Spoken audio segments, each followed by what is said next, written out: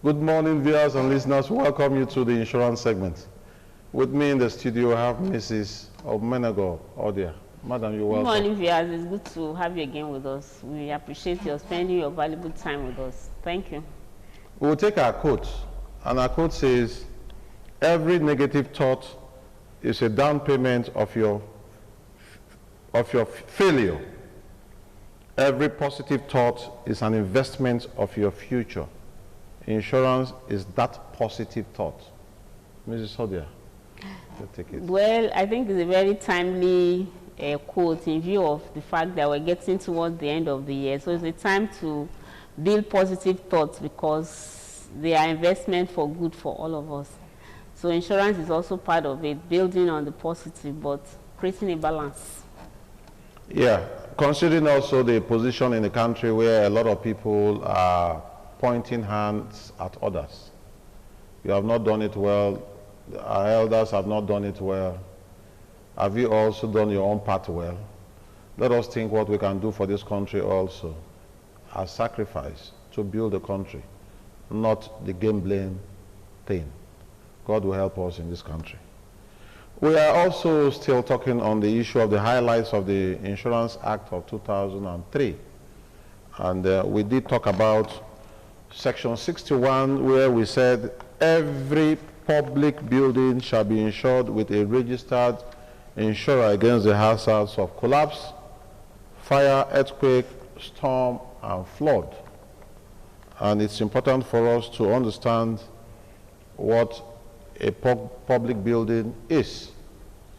Section 65, subsection 2 of the Act says, public building in this section includes a tenement house, hostel, a building occupied by a tenant, lodger, or licensed, and any building to which members of the public have ingress and egress for the purpose of obtaining educational or medical service or for the purpose of recreation or transaction of business. Mrs. Odia, let us begin to break this down for a better understanding. Public building, where someone freely will enter, freely will exit, is what is counted as a public building. And it's expected that every public building should be insured. What is our position in respect of this classification? We look around our shopping malls, we look around our schools, hospitals, amongst others, the expectations that we are supposed to really make. Well, I want to look at it from the angle that government is showing that by this, that the welfare of its citizens is important. So on an everyday basis, we enter a public building. Our offices are public buildings. The hospitals will go to our public structures. The markets, the hospitals, is a long list, but whatever you have to go in and come out and transact one form of business or the other, the Act is saying such buildings should be insured, because by virtue of people coming and going out, there's exposure to risks. So it's saying that building has to be insured so that in case any of these risks that could happen take place, there's some provision. I think it's a gift of care. Okay, gift of care. The government is thinking of the welfare of the people. Now, that is grammar. Let us talk reality. All right. We find situations where people always make an SOS cry. Save our soul. Our market is burnt. This is the only building my father left for me. This is the building that we have as inheritance.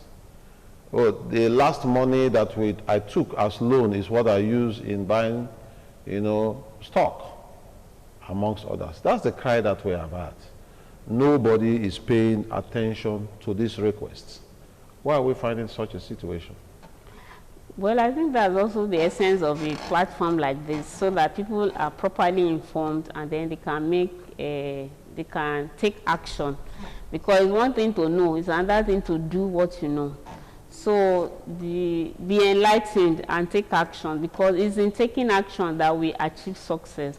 But when you know and you don't do what you're supposed to do or what you know, then problems occur, like this SOS cry that you just talked about.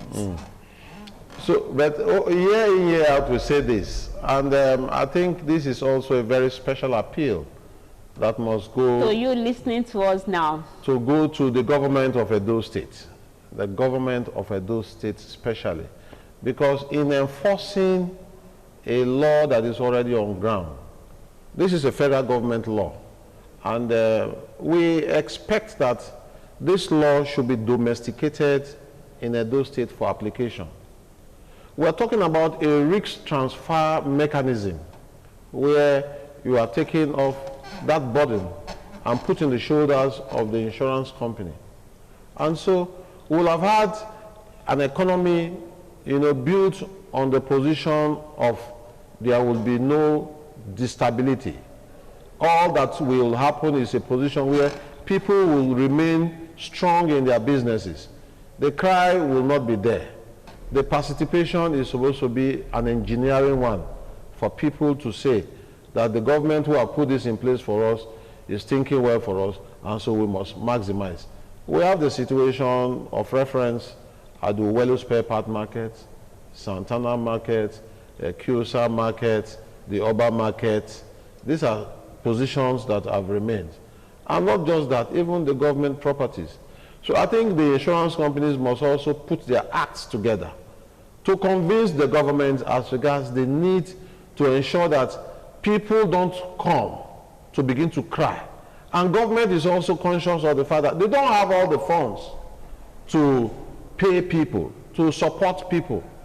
If, for example, you lost a property worth 1 million naira and you are given 10,000 naira or 100,000 naira, what would that relate to? Little. So just a last word before we go, Mrs. Odia. Well, don't forget to build insurance into whatever you're doing today and this month. Especially as we end the year, you can end it on a planning note. Well, thank you for listening.